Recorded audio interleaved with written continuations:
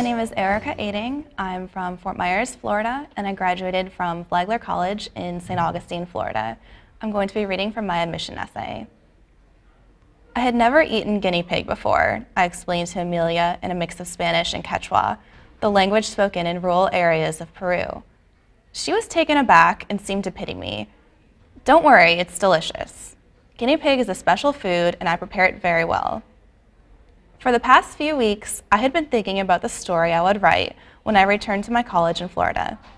I needed to capture my experience without turning the article into a humdrum travel story. The angle was the key. It would unlock the inherent nature of this country to my readers, many of whom had never ventured farther south than Miami. My story had to somehow encompass the opposing forces of Peru, the natural beauty of the geography and the overwhelming poverty, the rich indigenous culture and its dilution by foreign influence.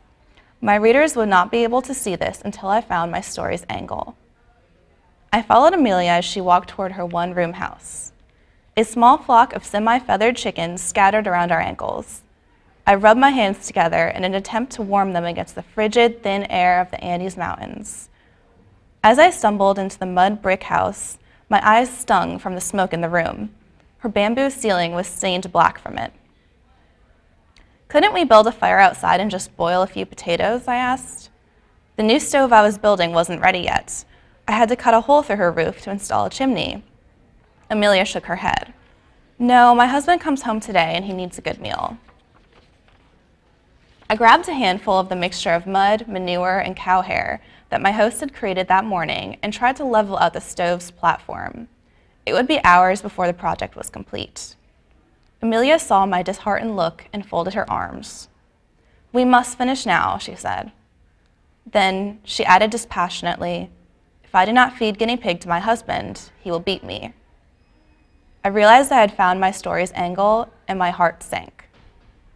Journalists often set out to write one story and end up with a finished version that's entirely different. I once told my editor that I would be writing about a local woman who ran a program which taught adults how to read. The article I turned in was actually about one of her students, a woman in her mid-40s who had never seen electricity until she sailed to New Orleans from Haiti about 10 years ago. She now works 3 jobs, but in her spare time attends classes so she can learn to read. A good journalist is a storyteller who can convey not just the essentials, but the rich details, the why and how. These traits are also essential for a lawyer. Like a reporter, an attorney must investigate, compile enormous amounts of data, and then organize the information coherently. Most importantly, they need to find an angle and wrap their argument around this. This will allow those who the lawyer wishes to influence to see how each piece of data fits into the case they have constructed. The roles of lawyers and journalists in society are similar. They seek to inform, check overreaching power, and protect basic human rights. However, there is a categorical difference. Lawyers can be advocates in ways that the objectivity of journalism will not allow. That cold and exhausting morning in Chinchero, Peru, I discovered more than just my story's angle.